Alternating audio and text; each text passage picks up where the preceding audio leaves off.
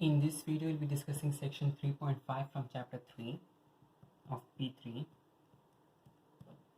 Okay, and while in the previous sections we were discussing the inverse, not the inverse, the reciprocal trigonometric functions cot, sec, and cosec. In this video, we'll be discussing the inverse trigonometric functions.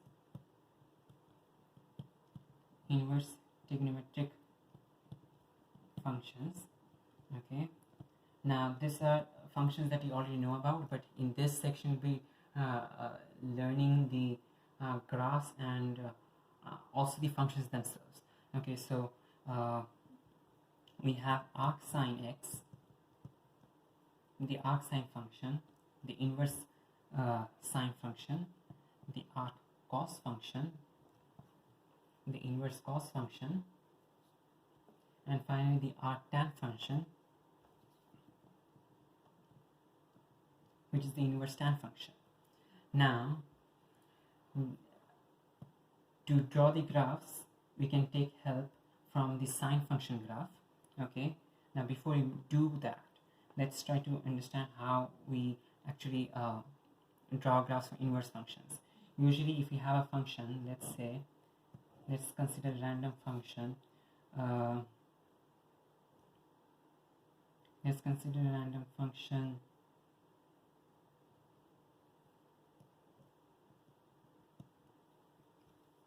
A random function y equals fx, okay, has a graph that looks like this. To find the inverse function, the graph for the inverse function, we usually reflect it along the line y equals x. Okay, so we have a line y equals x and we'll be reflecting along that line. Okay, because in other words, whenever you're doing an inverse function, you're changing the x to y and the y to x. So changing the x to y and y to x is, in other words, reflecting along the line y equals x.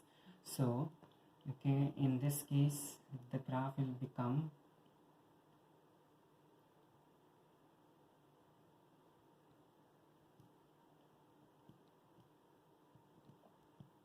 this is what the graph becomes, and this is the graph.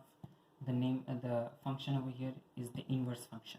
Okay, so if this is the function y equals fx, to find the inverse function you reflect it along the line y equals x to find the graph for y equals f inverse of x.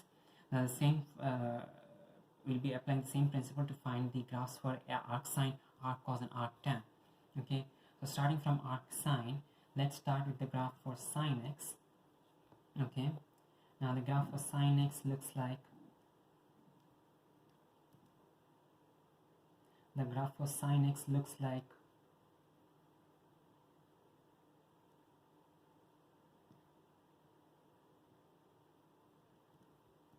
this. The graph for sine x looks like this, and it will be reflecting this along the along the line y equals x, or in other words, we'll be making the yx and the xy, and then this graph becomes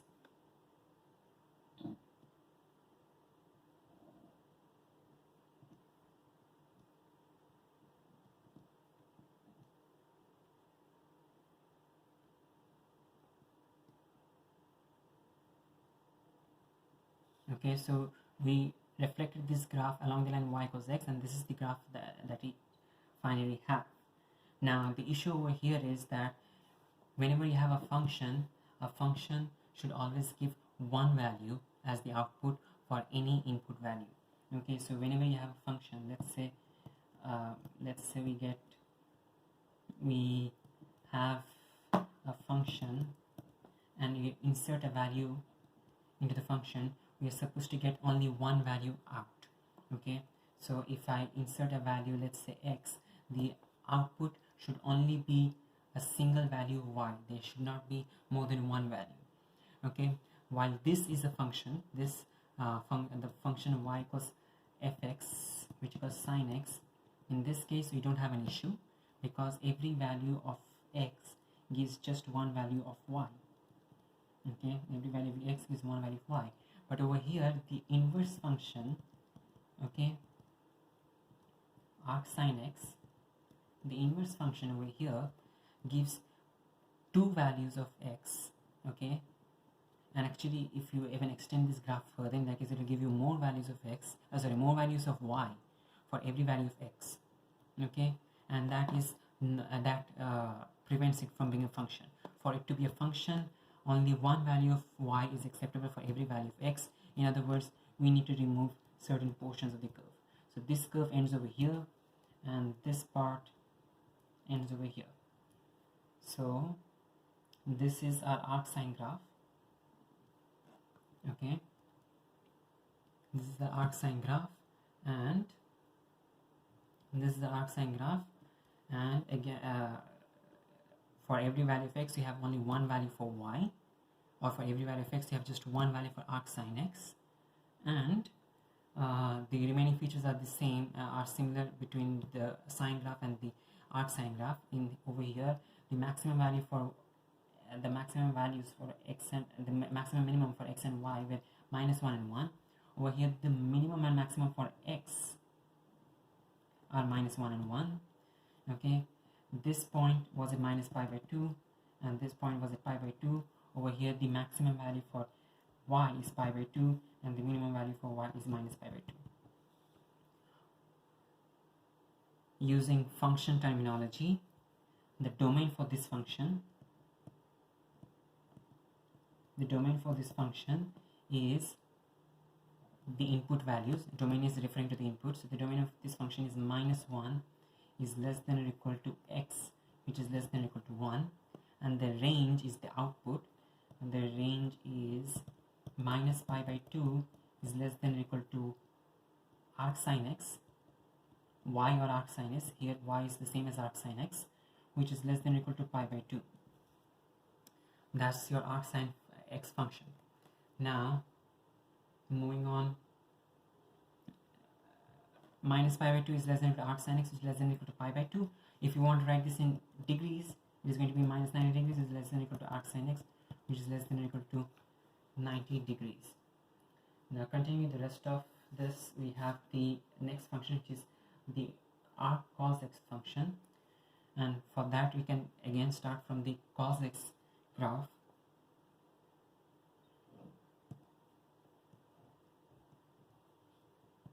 Okay, the cos x graph looks like this.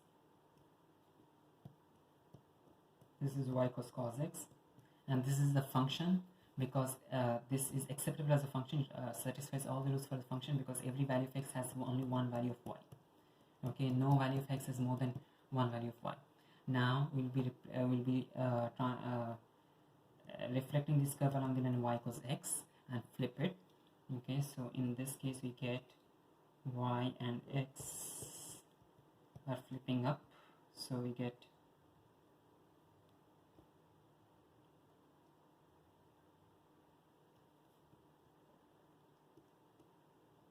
okay. So while this is the correct flip for the y cos x graph, for this to be a function, every value of x should give only one value of y. Okay, so as a result, this portion over here, the repeated portion, is going to cancel out. This is the maximum point, and this is the minimum point. Okay, so now after removing those portions, we just have this curve, okay, which starts here and ends here, and this is your arc cos x curve. So this is your arc cos x curve, okay, and the remaining features about the limits are going to be similar between arc cos x and arc cos x. Cos x had minimum value -1, maximum value 1 for y. Over here we are going to have minimum value -1 and maximum value 1 for x, and this point over here was 0, and this point over here was pi, and thus over here this point is 0, and this point over here is pi.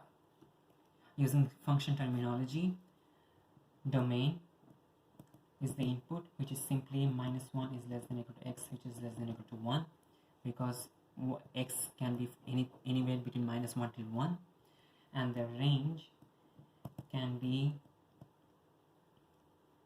is going to be from 0 to pi. So 0 is less than or equal to arc cos x, which is less than or equal to pi.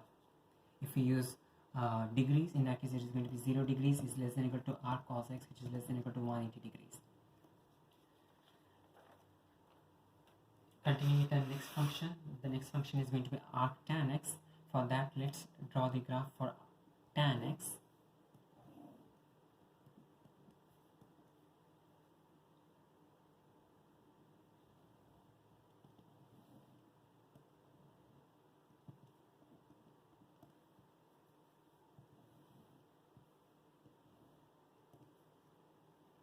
Okay, so this is the tan x function, and this satisfies the rules for a function because every value of x has only one value of y. If we reflect this along the line,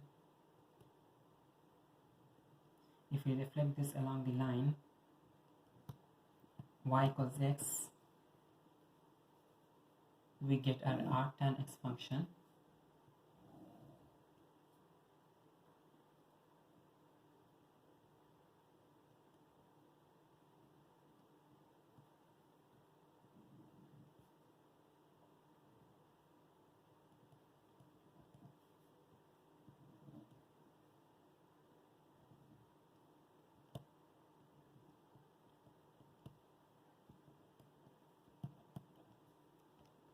Alright, now again here, for this to be a function, every value of x should have only one value for y, and so for that reason we need to remove any repeating portions.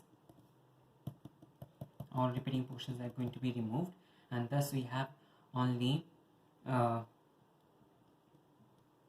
one value of y for every value of x.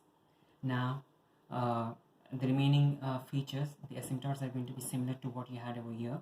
Okay, over here this was 0, so that 0 transfers over here. The asymptote, the left asymptote was at minus pi by 2, the right asymptote was at pi by 2. Over here the lower asymptote is at minus pi by 2, and the top asymptote is at pi by 2.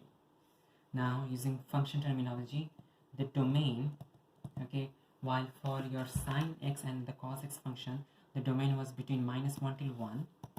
Okay, in the case for tan x, arc tan x, this is your arc tan x function. In the case of tan x, there is no limit for x, or in other words, x can be any real number. Okay, there is no limits on x can be any real number. Okay, and your range is going to be between minus pi by 2 and pi by 2. Arc tan x is less than pi by 2, but notice that minus pi by 2 and pi by 2 are not included in the range. In the previous examples that we had, okay, for example, for this arc sine x graph, minus pi by 2 and pi by 2 were there in the range, and thus we had less than or equal to signs for both sides of the equality, for both sides of the range. And over here we had 0 and pi, and both the points were a part of the graph.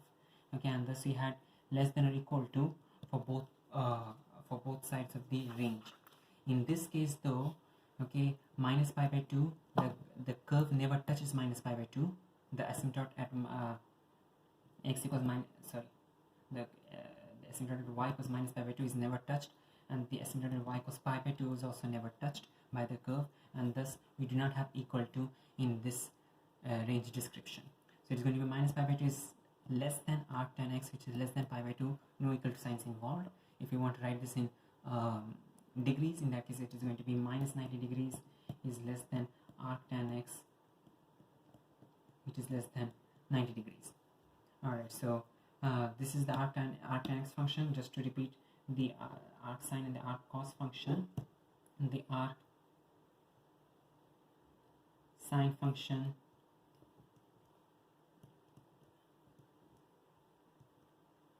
looks like this, and the arc cos function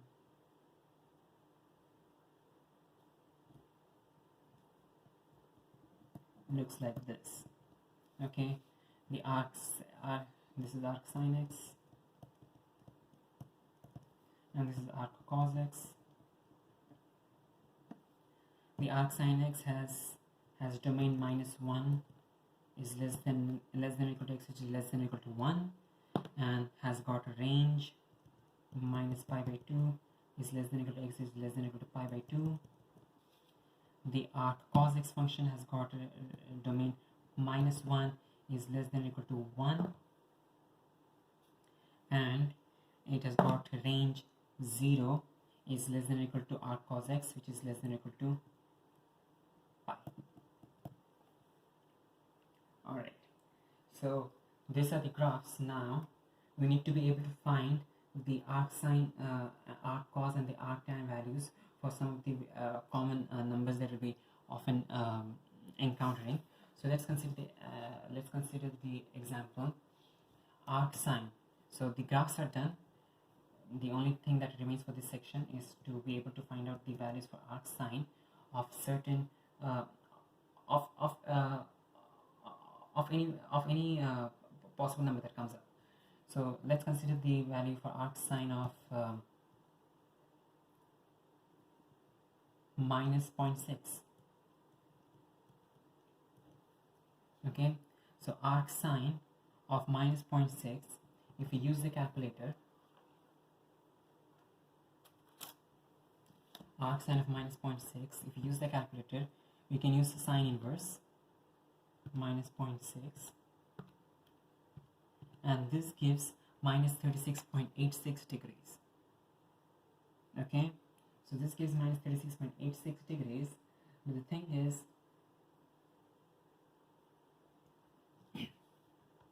this gives -36.86 degrees, but our arc sine has got to be in between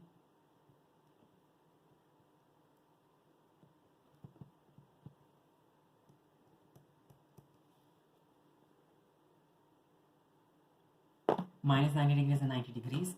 In this case, our -36.86 degrees does fall into the range, so it is going to be simply -36.87 degrees. Okay, let's consider another example. Let's consider arc cos of -0.6. Okay, arc cos of -0.6, if you insert arc cos,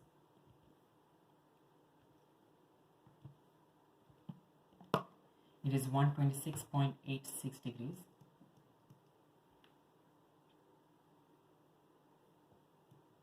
(126.87 degrees), and this also does fall into a range because our range is from 0 till 180 degrees. Okay, now let's consider another example. Let's consider arc tan of √3.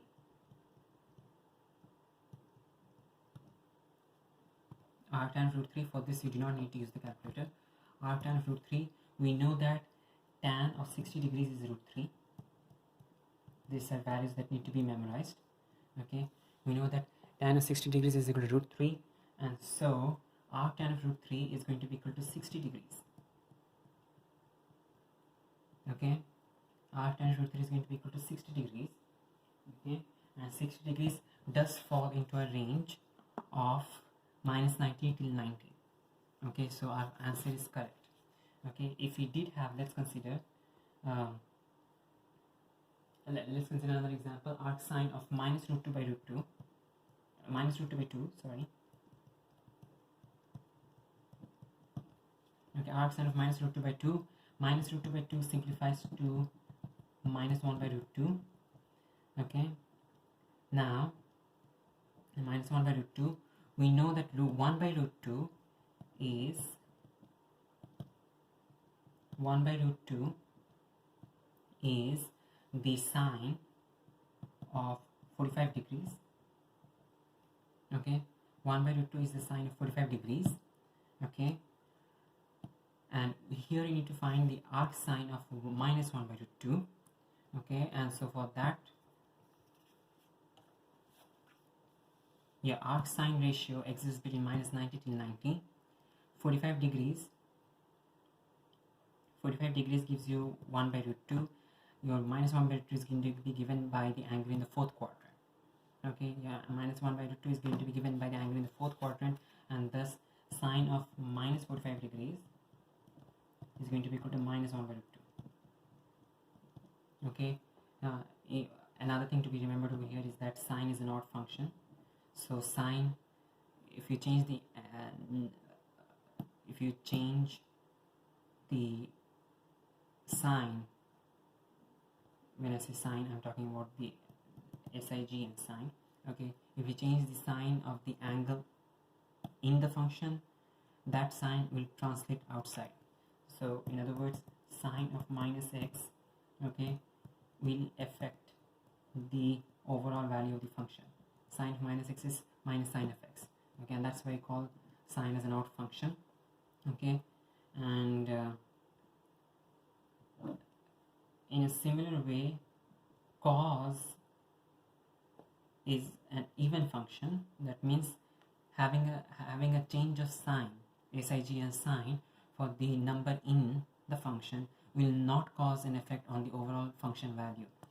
So if cos 45 degrees is equal to 1 by root 2, cos of minus 45 degrees is going to be still 1 by root 2, because cos of minus x is simply cos x. It does not change. The minus does not affect the sign of the function. That's why we call cos an even function. Tan, on the other hand, is an odd function. So tan of minus x is equal to minus tan of x. Okay, the sign change does affect the overall value. Okay, back again to our problem. Sine of 45 degrees is equal to 1 by root 2. Okay, and the sine of minus 45 degrees is equal to minus 1 by root 2. Okay, if we want to use the ASTC diagram, ASTC diagram can also help over here. We know that sine of 45 degrees is 1 by root 2 and it is positive in the first quadrant. Okay, now we need the negative 1 by root 2 value, and that is going to be positive in the third and the fourth quadrant, because in the second quadrant and the first quadrant sine is positive. We need the third quadrant and the fourth quadrant for sine to be negative. Okay, we need minus 1 by root 2. Okay, but over here we notice that the arc sin x function just has the first quadrant and the fourth quadrant. It does not have the second or the third quadrant. It just has the first quadrant and the fourth quadrant. On the other hand, the arc cos x function has just the first quadrant and the second quadrant, and the arc tan x function has again the first quadrant and the fourth quadrant. Okay, so if you have arc sine of minus root 2 by 2, it is going to be in the fourth quadrant, and that is going to be simply minus 45 degrees. Okay, let's do the same example for arc cos x. Arc cos of minus root 2 by 2. Okay, we know that cos of 45 degrees is equal to 1 by root 2. Written down over here.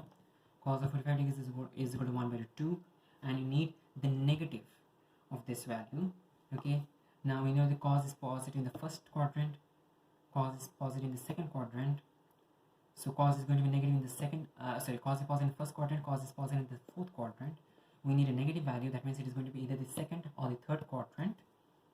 And over here, for the arc cos x function, we can only have the second quadrant acceptable. Okay, so we are going to use the value from the second quadrant, and that is going to be simply 180 degrees minus 45 degrees, or in other words, this is going to be 135 degrees. Okay, applying the same rule for arc tan, let's consider arc tan of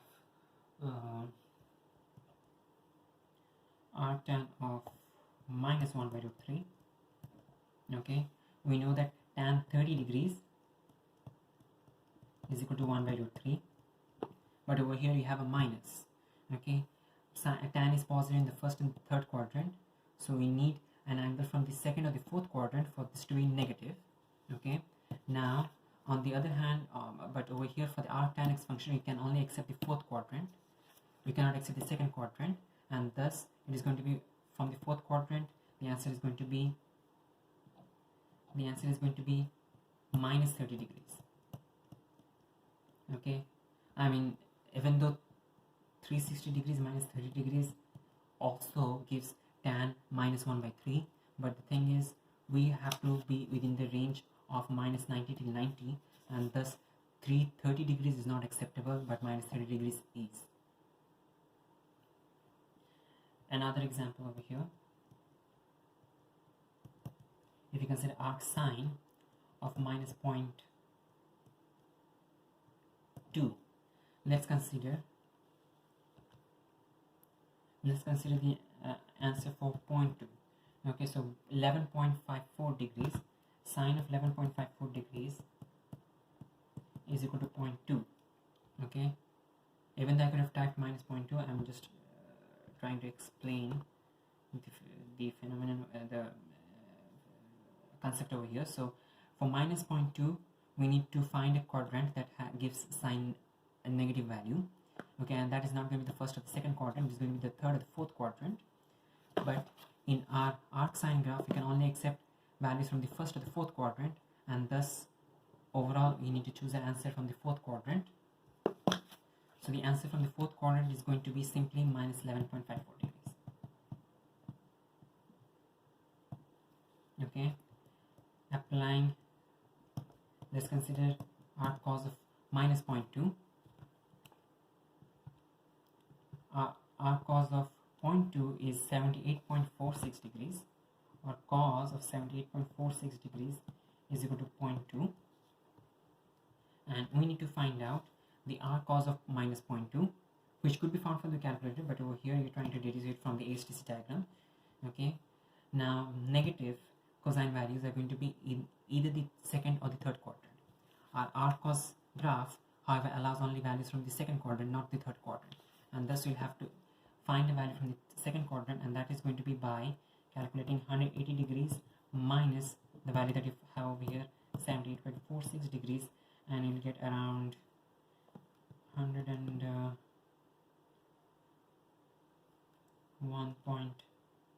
degrees. That is your answer for this question.